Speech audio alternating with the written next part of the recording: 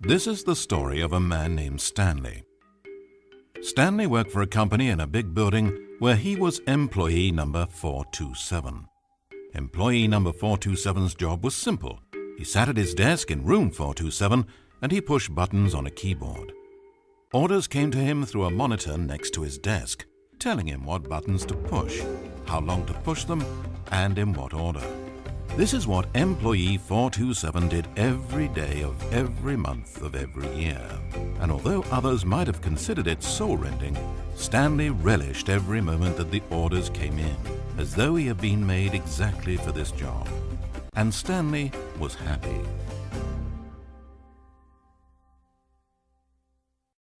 And then one day something very peculiar happened. Something that would forever change Stanley. Something he would never quite forget. He had been at his desk for nearly an hour when he realized that not one single order had arrived on a monitor for him to follow. No one had showed up to give him instructions, call a meeting, or even say hi.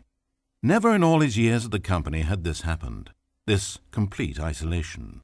Something was very clearly wrong. Shocked, frozen solid, Stanley found himself unable to move for the longest time.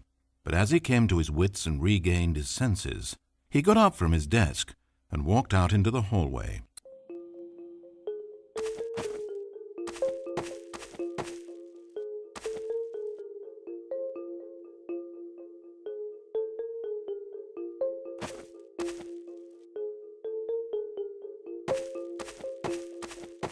Stanley decided to go to the staff lounge to check on his co-workers.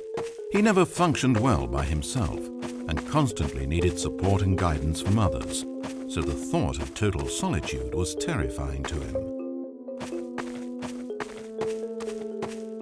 When Stanley came to a set of 2 open doors, he entered the door on his left.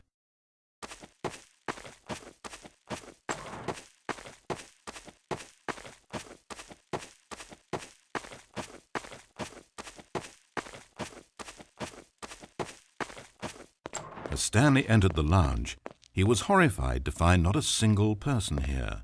He decided he would walk up to see his boss, hoping that he would find an answer there.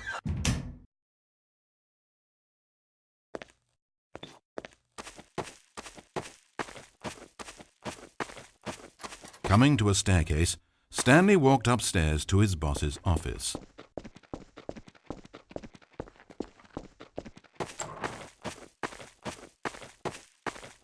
Entering his manager's office, Stanley was once again stunned to discover not an indication of any human life.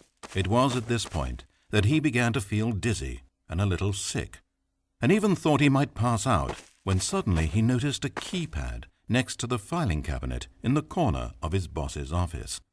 Stanley had never seen this panel before and had no idea what combination of numbers would produce any result.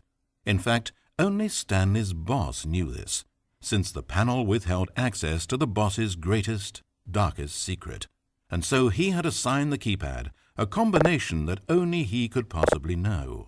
The number.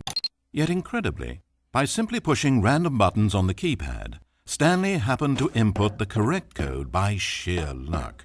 Amazing. Stanley ventured forth into the newly opened passageway. As he drew deeper into the bowels of the building, Stanley had no idea where he was or what this place held. And just as he began to think he might not discover a thing, he emerged into a long room to find rows and rows of monitors, screens with a number above it. Stanley noticed, however, that these were not random numbers, but the number of employees who worked in the building, his co-workers. Even his own number, 427, had a place on the wall. But why a setup so elaborate, he asked. Was this simple surveillance or something even more? And as if in answer to his question, the wall slid open before him, revealing the ultimate truth of the situation.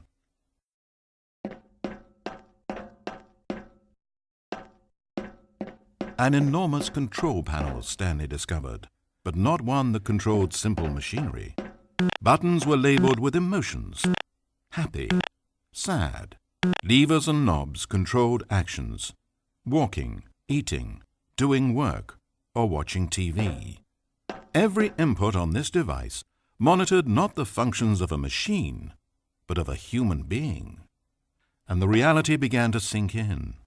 Stanley, like so many other people, reduced to images on a monitor, had been under someone's control, always at the mercy of this machine. Could this have been the only reason employee number 427 was content with his boring job? That a machine had altered his emotions to accept it blindly? He began to feel an unbridled rage, and at the peak of his anger, something happened. A spark. Stanley looked up and saw the generator overhead, still providing some small amount of power to the machine, keeping it alive. And knowing that this generator was all that kept the controls running, Stanley moved to the ladder in the back of the room and began to climb towards the rafters.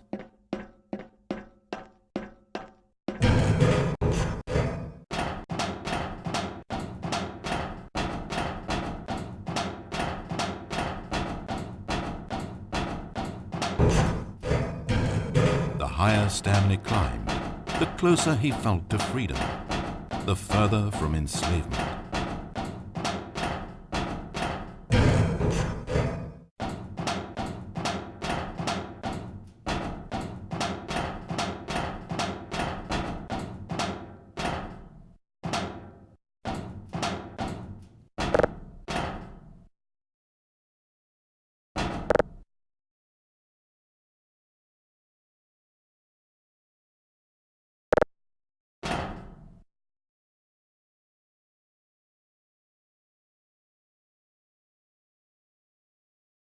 Blackness, power gone, all alone, and then...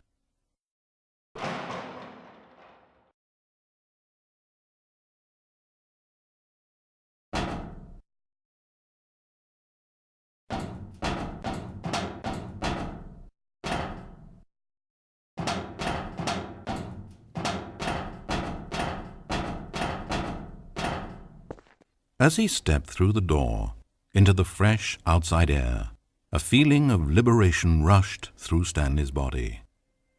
He had seen power, he had seen enslavement, and he had destroyed it. The underling was in control now. He had found his leading role.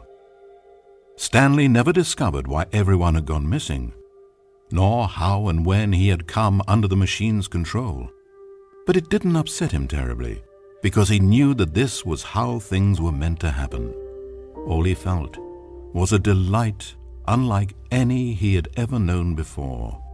Never again would he follow someone else's orders without question. Never again would anyone tell Stanley where to go, what to do, or how to feel. No more bosses, no more instructions on a screen. Stanley decides for himself now. And he stepped out into the world, and he felt the cool breeze upon his skin, and Stanley was happy.